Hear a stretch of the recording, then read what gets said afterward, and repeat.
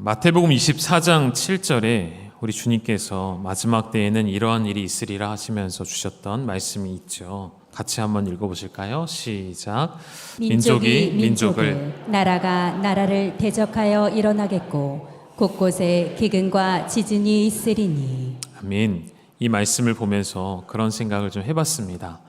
한쪽에서는 축제와 같은 올림픽이, 한쪽에서는 수많은 사람들과 어린아이들이 생명을 잃는 전쟁이 계속되고 있고, 또 지구촌 전체는 이상기후로 몸살을 앓고 있고, 수많은 질병과 바이러스들이 득실거리는 이 세상 속에서 여전히 그럼에도 불구하고 대다수의 사람들은 오늘 하루를 더 잘 살기 위해, 더 잘 먹고 잘 누리기 위해 발버둥치며 살아가고 있다는 생각을 해봅니다.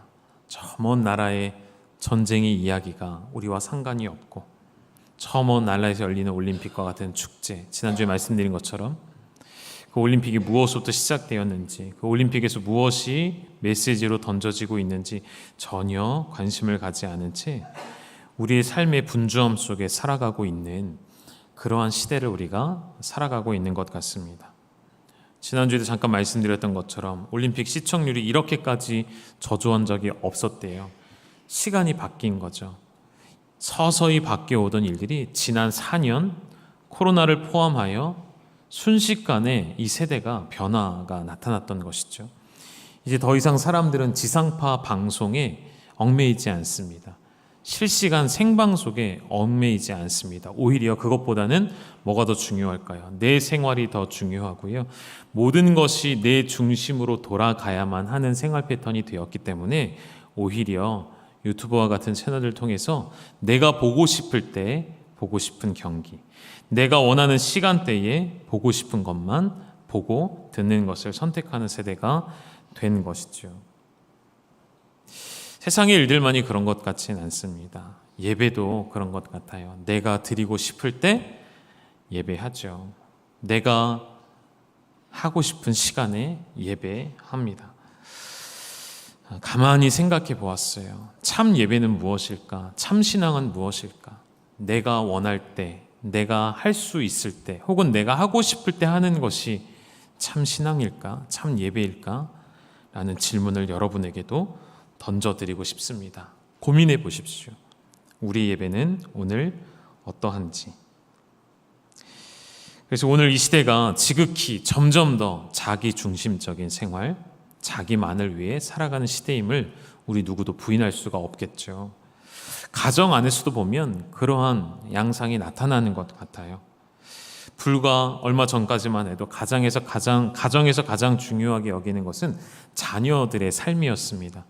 자녀들에게 끊임없이 부모님들이 교육에 열정을 불태우고 자녀들에게 투자하고 자녀들에게 헌신하는 그런 부모의 세대가 있었는데, 불과 몇 년 사이에 이제는 더 많이 바뀐 것 같아요. 자녀보다는 본인이 더 중요한 세대가 되어져 가고 있지는 않은지 생각해 봅니다. 그리고 부부간에도 또 한 가지 더 말씀드릴 수 있겠죠. 배우자보다도 내가 더 중요한 세대를 살아가고 있는, 그렇게 점점 바뀌어 가고 있는 세대에 우리와 우리의 자녀들이 살아가고 있다는 것이죠. 자기밖에 모르는 시대에 성경은 끊임없이 모든 시대에 경고하고 있죠. 마가복음 13장 33절에 주의하라, 깨어있으라, 그때가, 그 마지막 때가 언제인지 알지 못함이라. 누가복음 21장 36절에 이러므로 너희는 장차 올 이 모든 일을 능히 피하고 인자 앞에 서도록 항상 기도하며 깨어있으라 말씀하십니다. 베드로전서 5장 8절에도 같이 읽어보실까요? 시작. 근신하라, 깨어라. 너희 대적마귀가 우는 사자같이 두루 다니며 삼킬 자를 찾나니. 이 말씀들의 공통점이 무엇이죠? 깨어 있으라는 것입니다. 깨어 있으라. 정신을 차리고 깨어 있어서 세상의 풍조에 휩쓸리지 않고, 세상이 우리에게 무엇을 던져주는지 세상이 주는 먹이에 우리가 혼미하여서 우리의 영혼이 혼탁해 되어서 세상이 주는 것을 받아먹으며 따라가지 않도록, 세상의 풍조, 세상의 파도에 휩쓸리지 않도록 근신하고 깨어 있으라라는 이 말씀이 모든 세대에 주시는 경고의 메시지가 아닐까요? 자칫 한눈을 파는 순간 우리는 그 거대한 파도에 휩쓸려 갈 것입니다.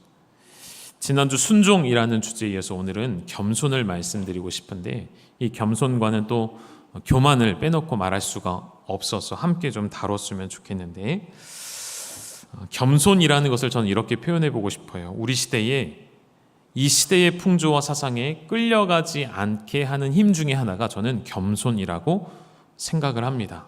그 이유는 차근차근 한번 보시도록 하고요. 반대로 교만이라는 것은요, 내가 세상의 최고의 정점에 서 있고 내가 모든 것을 다 안다라고 말하는 그 오만함과 교만함은요, 세상의 풍조에 유유자적하게 유유히 함께 그 파도를 타는 것처럼 보이지만 실상은 떠밀려 가는 것이죠. 실상은 떠내려 가는 것입니다. 그런 것인 줄도 모르고 기뻐하며 즐거워하며 그 안에서 쾌락을 누리는 것이 교만이 아닐까 생각을 해보았습니다.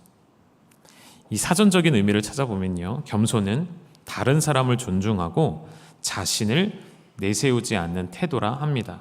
교만은요, 높은 자존심을 가지고 잘난 체하며 뽐내거나 건방진 태도를 일컬어 표현하는 말이죠. 덧붙인다면 겸손하지 않거나 다른 사람에게 우월하고 싶어서 다른 이에게 피해를 주거나 다른 이를 무시하는 태도를 교만이라고 말을 합니다.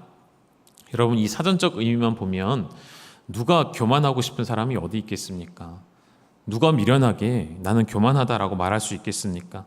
겉으로 볼 때에는, 적어도 겉으로 볼 때에는 오늘 이 자리에 앉아 계시는 우리 모두가 다 겸손한 사람 아닌가요? 그런데 오늘 말씀드리고자 하는 바는 세상의 사전적 정의만이 아니라 성경이 말하는 겸손과 교만이 무엇인지 말씀에 비추어 보고자 합니다. 말씀에 비춰 보니 우리 자신이 얼마나 교만한 사람인지, 우리가 얼마나 겸손하지 못한 사람인지를 깨닫게 될 수밖에 없을 거예요.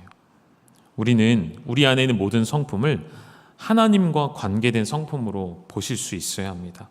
그래서 우리가 말하는 이 겸손이 그저 남을 존중하는 태도, 그냥 자기를 내세우지 않는 태도에서 끝나는 것이 아니고요, 여러분의 삶을 통해 언제나 항상 나보다 하나님이 드러나시도록 행하는 태도, 내가 아닌 하나님이 주목받으시는 마음가짐, 그 일을 통해 하나님이 드러나심으로 말미암아 내 영혼은 기뻐하나 하나님은 영광을 받으시고 하나님만 높임을 받으시는 삶, 이것이 진짜 겸손의 삶이 아닐까요? 그래서 이렇게도 또 한번 정리해 볼 수 있을 것 같습니다. 여러분, 겸손은 우리 모든 생애 가운데 하나님을 나의 주로 인정하는 삶이겠죠. 그럼 교만은 무엇일까요? 반대이겠죠. 나의 모든 생애 가운데 하나님을 주로 인정하지 않는 삶이 교만일 것입니다. 너무나도 쉬운 메시지이죠. 여러분 다 이해하시고 다 알고 있는 메시지일 것입니다. 그럼 조금 더 구체적으로 풀어서 우리 삶에 적용을 해볼 때 우리는 어떤 상황에서 하나님을 인정해야 할까요? 하나님이 이 세상을 창조하시고 우리를 다스리실 때에 그 하나님의 강하신 권능과 힘 앞에 하나님을 인정하지 않을 자는 없을 것입니다. 그러나 중요한 것은 시편 기자의 고백처럼요, 시편 46편 2절 3절에 있는 말씀의 이러한 상황에도 여러분 하나님을 인정하실 수 있으십니까? 같이 한번 읽어보실까요? 시작. 그러므로 땅이 변하든지 산이 흔들려 바다 가운데 빠지든지 바닷물이 솟아나고 뛰놀든지 그것이 넘침으로 산이 흔들릴지라도 우리는 두려워하지 아니하리로다. 아멘, 아멘. 땅이 변하든지 산이 흔들려 바다 가운데 빠지든지, 이게 무슨 말이에요? 세상이 무너지고 세상이 망해가는 거예요. 땅이 흔들리고 변하여 발을 딛고 살아갈 곳이 없는 거예요. 그런 상황 가운데 조금 더 우리에게 풀어 설명한다면 우리가 하는 모든 일이 다 망하여지고 살 소망이 없게 되어질 때에도 시편 기자가 뭐라고 고백합니까? 우리는 두려워하지 아니하리로다. 이것이 겸손 아닐까요? 이것이 하나님의 주권을 인정하는 참된 겸손이 아닐까요? 그래서 시편 기자는 10절에 가서 이런 고백을 마지막에 하죠. 10절도 같이 읽어보실까요? 시작. 이르시기를 너희는 가만히 있어 내가 하나님됨을 알지어다. 내가 문나라 중에서 높임을 받으리라. 내가 세계 중에서 높임을 받으리라 하시도다. 아멘. 우리 손으로 아무것도 할 수 없을 바로 그때에 땅이 흔들려 산이 흔들려 바다 가운데 빠지고 바닷물이 솟아나고 뛰놀 때에 지진이 있고 세상에 난리가 날 때에 우리 힘으로 아무것도 할 수 없고 나의 힘으로 자녀들의 생명을 지킬 수 없고 나의 사업을 지킬 수 없고 나의 가정을 지킬 수 없을 바로 그때에 시편 기자의 고백이 무엇입니까? 하나님께서 말씀하시기를 너희는 가만히 있어 하나님의 하나님 되심을 알지어다. 그 순간 하나님은 높임을 받으신다라고 고백하시잖아요. 우리가 가만히 있어 주가 하나님됨을 알게 되어질 때에 하나님은 모든 열방 가운데 높임을 받으신다는 것입니다. 이게 무슨 말입니까? 여러분이 어떠한 겸손의 삶을 살아가고 여러분이 세상 속에서 어떠한 믿음의 삶을 살아가느냐에 하나님이 높임을 받으실 수도 있고요. 하나님의 영광을 우리가 가릴 수도 있다는 말씀이 아니던가요? 다시 정리하면 여러분 겸손은 우리가 하나님 앞에서 나는 철저하게 피조물의 위치에 있음을 자각하고 인정하는 고백이 바로 겸손인 것이죠. 그 고백 가운데 하나님 앞에 순종의 태도로 겸손히 엎드릴 때에 하나님이 높임을 받으시는 것까지 그것이 바로 겸손이라는 것입니다. 그래서 누군가 여러분에게 겸손하십니까? 라고 물을 때에는 그저 누군가에게 고개를 숙이는 착한 태도를 말하는 것이 아니라 여러분의 삶을 통해 하나님이 높임을 받고 계시다는 뜻으로 받으셨으면 좋겠어요. 우리 옆에 있는 분들에게 한번 고백해 보실까요? 겸손하십니까? 라고 한번 물어볼까요? 겸손하십니까? 그럼 여러분은 아니에요. 저는 겸손하지 않 이렇게 하는 게 겸손이 아니라는 거예요. 아멘으로 받고 하나님의 영광과 이름을 높여드리고 있는가 나 자신을 돌아보시면 좋을 것 같아요. 반대의 경우도 명확하지 않겠습니까? 내 삶을 통해 오직 내가 영광을 받고 있다면 내 이름이 드러나기를 원한다면 여러분의 인생에 오직 나, 오직 내 것이라는 단어가 없어지지 않는 한 우리는 철저하게 교만한 사람일 뿐인 것이죠. 또 한 가지 구별해야 할 중요한 사실이 있습니다. 많은 사람들이 우리의 죄성 때문에 우리의 해결할 수 없는 죄악 때문에 우리는 겸손해야 한다고 생각하고 또 말하죠. 이 말은 반은 맞고 반은 틀린 말일 것입니다. 왜냐하면 우리의 죄 때문에 우리는 겸손하는 것이 맞죠. 그러나 궁극적으로는 죄 때문이 아니에요. 죄 때문에 겸손하다면 여러분 그 죄가 해결되는 순간 그 사람은 겸손에서 교만함으로 옮겨질 것입니다. 성경에 나오는 수많은 위인들이 그러하였죠. 성경에 나오는 수많은 인물들이 그랬습니다. 자신의 죄과 때문에 하나님 앞에 복종하고 엎드려 지냈지만 그 죄의 문제가 해결되어지고 그 죄에 대한 형벌을 받고 난 이후에는 다시 어떻게 합니까?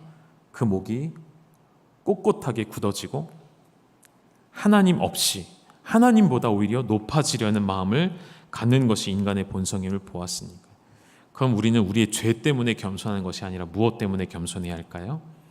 그 죄를 해결해 주신 하나님의 크고 놀라운 은혜 때문에 겸손해야 한다는 것이죠. 앤드류 머레이는 그가 쓴 겸손이라는 책에서 그렇게 말을 합니다. 우리가 겸손하게 되는 이유는 죄 때문이 아니라 우리에게 베풀어 주신 은혜 때문이다 라고 말하는 것이죠. 작은 차이지만 후에는 큰 차이를 가져올 것입니다. 우리의 죄 때문에 겸손한 것이 아니에요. 우리의 죄인됨 때문이 아니에요. 우리를 죄인에서 의인으로 옮기신 그 하나님의 놀라운 은혜 때문에 우리는 겸손해야 한다는 것입니다. 로마서 12장 16절에서 바울은 교회 공동체를 향하여서 이렇게도 고백합니다. 같이 읽어주실까요? 시작. 서로 마음을 같이 하며 높은 데 마음을 두지 말고 도리어 낮은 데 처하며 스스로 지혜 있는 체하 하지 말라. 아멘. 저는 겸손에 이런 힘이 있다고 생각해요. 사람들의 마음을 같은 데로 모으고요. 높은 데 마음을 두지 않게 하는 힘. 겸손은 공동체의 마음을 모으는 힘을 가지고 있습니다. 반대로 교만은 어떤 힘을 가지고 있을까요?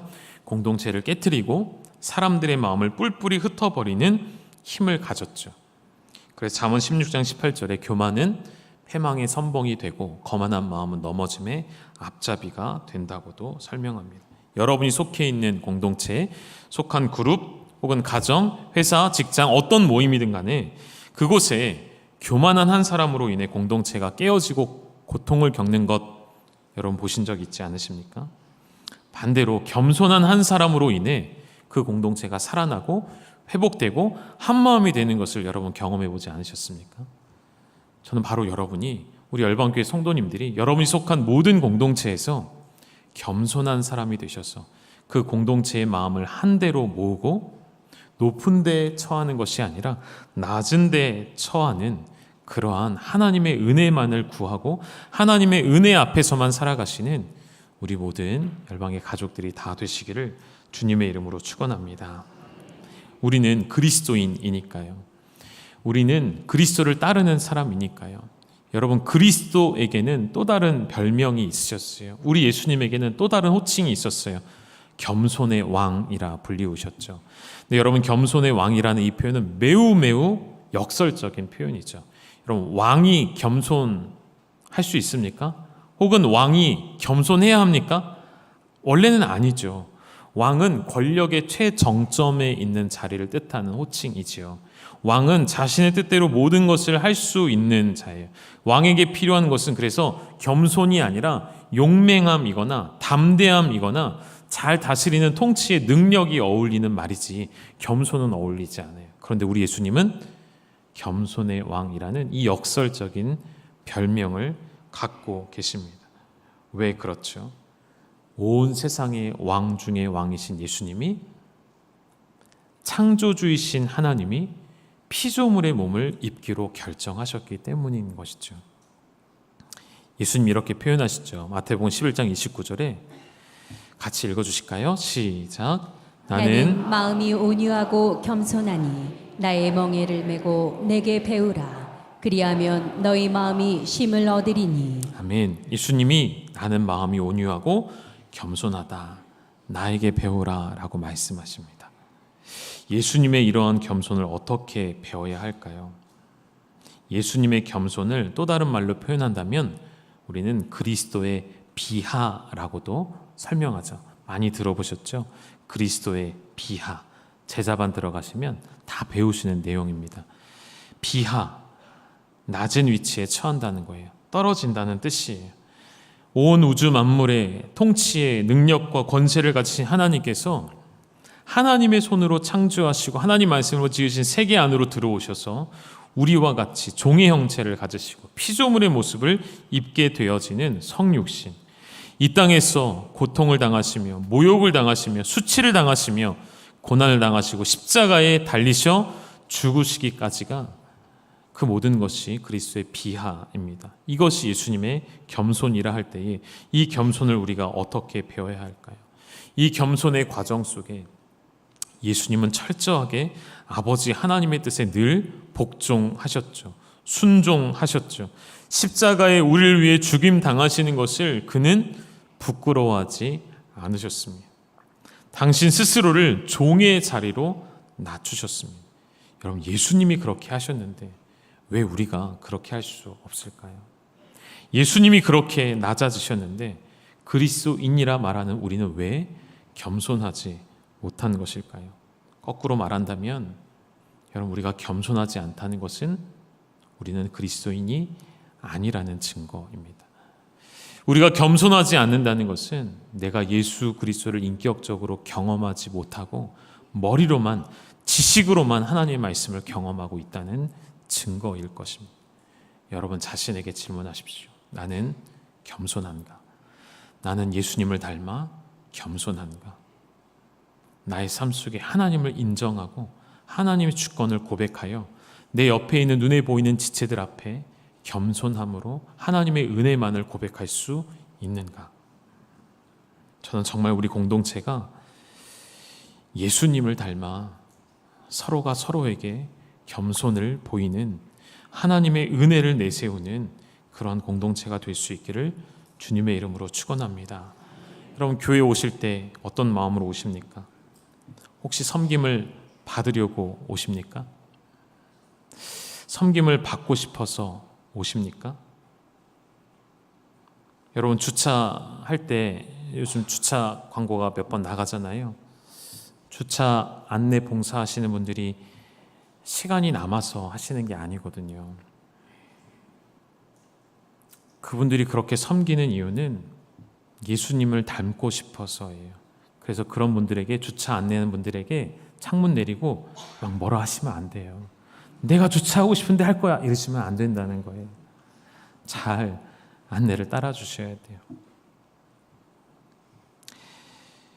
저는 한 가지 작은 소망이 있습니다. 우리 교회 성도님들이 주차 안내 봉사는 모두 다 하셨으면 좋겠어요. 모두 다 한 번씩은 꼭 경험하셨으면 좋겠어요. 어쩌면 그것이 가장 기본적인 우리 교회의 봉사의 자리일 수 있기 때문인데요. 교회는 섬김을 받으러 오시는 것이 아닙니다. 섬기기 위해 오시는 것이죠. 먼저 하나님을 섬기고, 그런데 눈에 보이는 사람 앞에도 섬김의 자세를 취할 수 없다면 어찌 눈에 보이지 않는 하나님을 섬긴다고 자랑스럽게 떠들 수 있겠습니까? 오늘 베드로전서의 말씀에도 등장하는 명령은 아주 심플하고 세 가지로 요약이 되죠. 본문을 좀 띄워주실까요? 5절과 6절에 보면 첫 번째, 장로들에게 순종하고 라는 명령이 나오고요. 두 번째는 겸손으로 허리를 동이라는 명령, 세 번째는 겸손하라는 명령입니다. 여러분, 이 세 가지는 다 동일한 뜻입니다. 순종하여 겸손하라는 뜻이고, 그것을 풀어서 겸손으로 허리를 동이라는 표현으로 베드로가 바꿔서 사용을 했어요. 여러분, 겸손으로 허리를 동이라 하는 이 말을 마음속에 잘 기억해 두셨으면 좋겠습니다. 허리를 동인다는 것은, 허리를 단단히 붙들어 맨다는 것은, 이제 흔히 이런 표현을 많이 들어보셨죠. 역도 선수가 벨트를 맵니다. 벨트를 꽉 단단히 붙들어 맵니다. 그래야 힘이 생기거든요. 그래야 무거운 것을 들 수 있는 힘이 허리와 배로부터 나오기 때문이에요. 그래서 선수들 중에 역도의 그 역기를 들다가 허리띠가 풀려버리고 주저앉는 그런 장면도 심심치 않게 볼 수가 있죠. 근데 그런 의미를 조금 더 넘어서서 성경이 정말로 말하고자 하는 허리를 동이라는 표현은 무엇과 연결이 되어 있냐면 종의 모습과 연결이 되어 있습니다. 여러분, 종은 주인 앞에 허리띠를 맵니다. 오늘날로 말한다면 주인을 섬길 준비가 되어 있는 앞치마를 메고 있는 자세라고 보시면 될 것 같아요. 허리부터 내려가는 앞치마를 메고 있는 종의 모습을 생각해 보시면 좋겠습니다. 허리를 동여 매어 나는 지금부터 종으로서 섬기겠다는 뜻을 가지고 있는 것이죠. 여러분, 예수님이 수건을 허리에 두르신 적이 있어요. 언제죠? 제자들의 발을 씻기실 때. 십자가의 죽음과 골고다의 언덕길을 눈앞에 두시고 제자들과 식사를 하시면서 갑자기 일어나셔서요, 겉옷을 벗으시고 허리에 수건을 두르시고, 여러분, 발을 씻기려면 어떤 자세가 되어야 되죠? 무릎을 꿇어야 합니다. 가장 낮은 자세가 되어야 사람의 발을 씻겨줄 수가 있어요. 심지어 스승이 제자의 발을 씻긴다는 것은 그 당시에도, 지금도 마찬가지죠. 불가한 일이에요. 그런데 그런 의미 이상을 넘어가는 것이죠. 온 우주 창조주이신 하나님께서 인간의 발을 닦아주시는 놀라운 장면이었던 것입니다. 예수님이 그렇게 제자들의 발을 씻겨주시면서 뭐라고 말씀하시죠? 내가 주와 또 선생이 되어 너희의 발을 씻겨주는 것은 너희도 이와 같이 하게 하려 함이라 말씀하시죠. 주님께서 그렇게까지, 창조주께서 그렇게까지 낮아지셔서 우리의 발을 닦아주신 것은요, 너희도 그렇게 겸손하게 다른 지체들을 섬기며 살게 하시는 본을 보여주셨던 것이죠.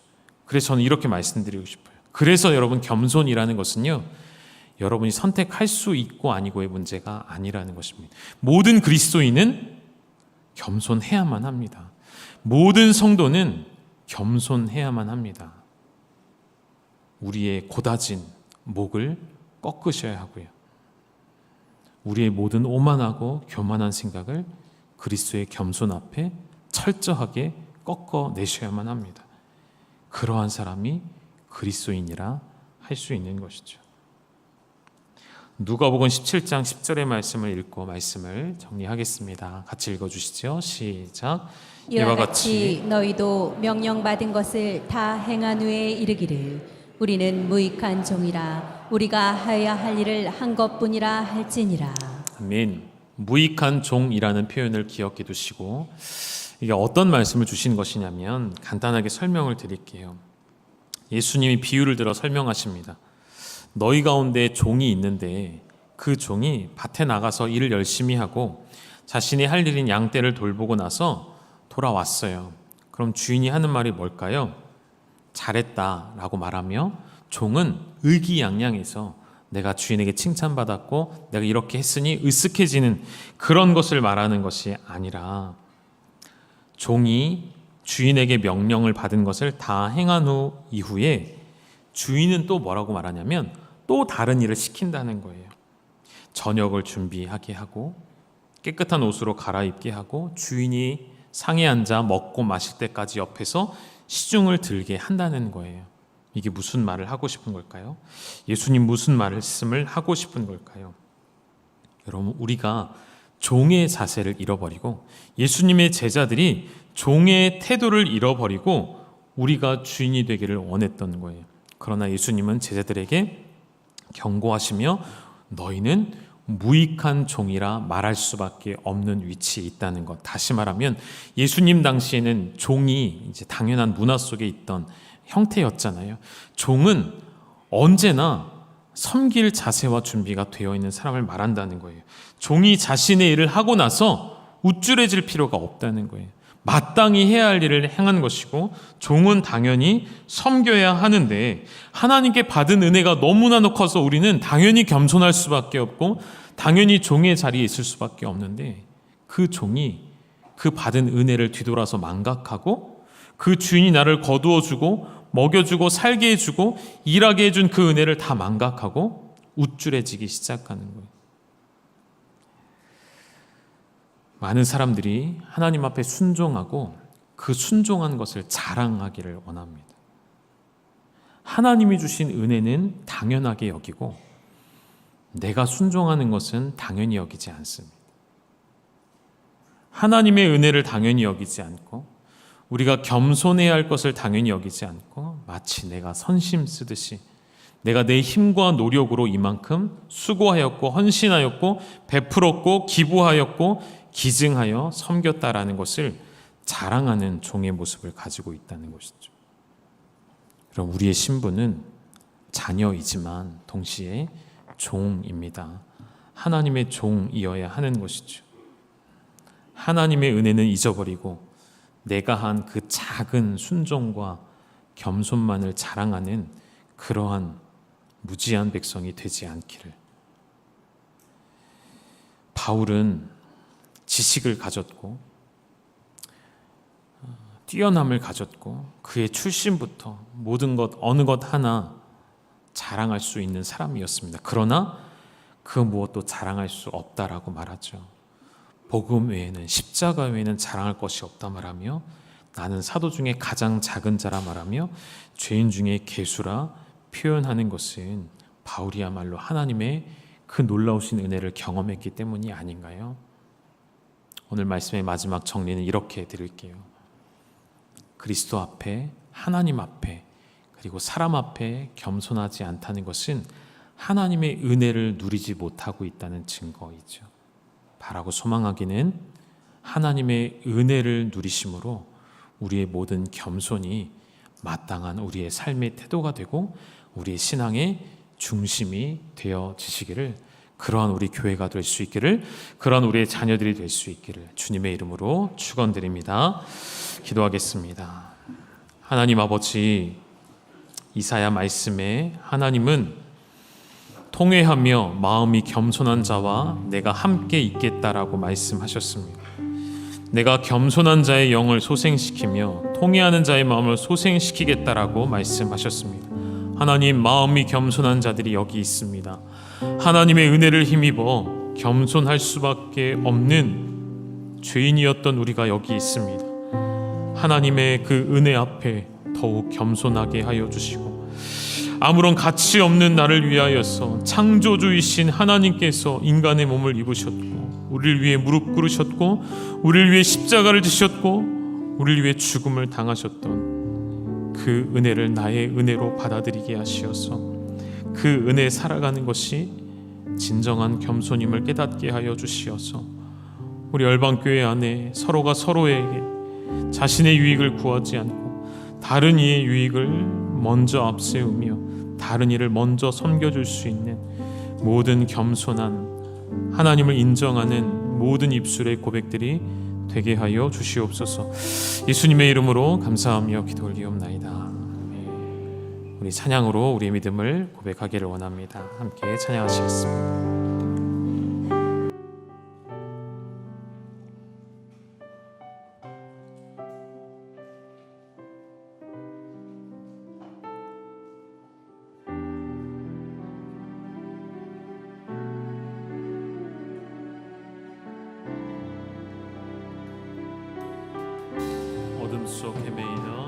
어둠 속 헤매이던 내 영혼 갈 길 몰라 방황할 때에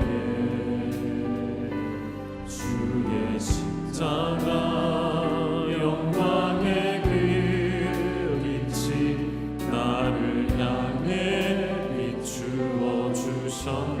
주홍빛보다 더 주홍빛보다 더 붉은 내 죄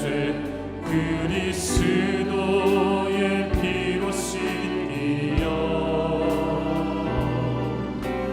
완전한 사랑 주님의 은혜로 새 생명 주께 얻었네. 은혜 아니면 나서지 못하네. 십자가의 그 사랑 능력 아니면 나서지 못하네. 은혜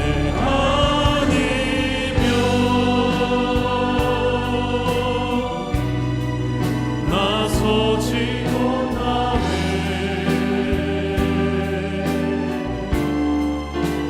놀라운 사랑 은혜 아니면 나서지 못하네. 우리 2절을 찬양할 건데요, 나의 노력과 의지가 아닌이라는 고백을 할 때 여러분 자리에서 일어나셔서 좀 고백하셨으면 좋겠습니다. 우리 2절 찬양하겠습니다. 나의 노력과 의지가 아닌 오직 주님의 그 뜻 안에서 의로운 자라 내게 말씀하셨네. 완전하신 그 은혜로 은혜 아니면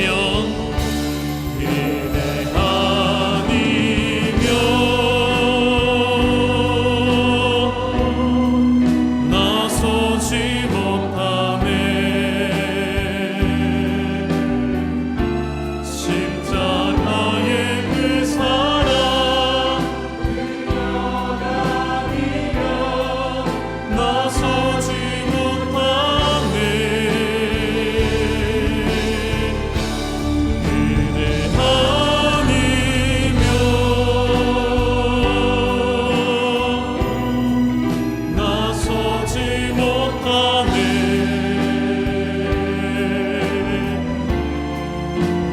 놀라운 사랑 은혜 아니면 우리 더 큰 소리로 고백할까요? 너희는 가만히 있어.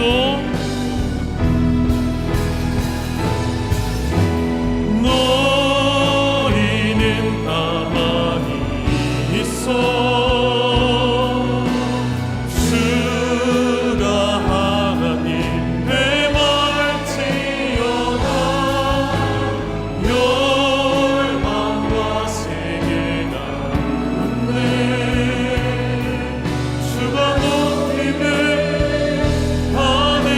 다시 한번 너희는 가만히 있어.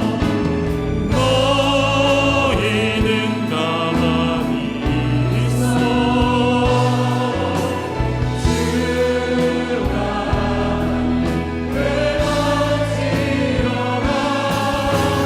열방과 세계 가운데 주가 너. 우리 마지막으로 한 번 더 고백할까요? 우리 두 손을 들고 너희는 가만히 있어. 너희는 가만히 있어.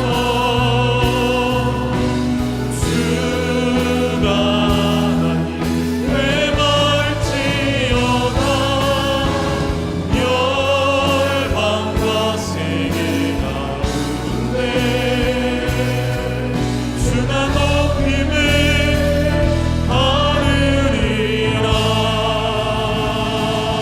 하나님께 영광의 박수 올려드리겠습니다. 우리 함께 결단함으로 기도하실까요? 하나님, 나의 겸손을 통해 하나님만 높임 받으시기를 원합니다. 나의 일생을 통하여 하나님의 영광만을 높여드리기를 원합니다.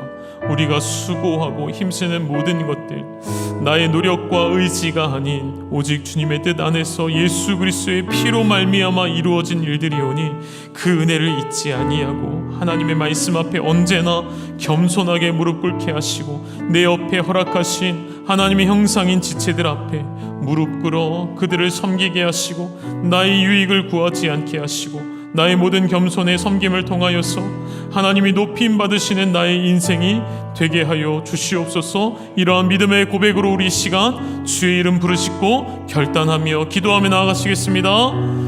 주여,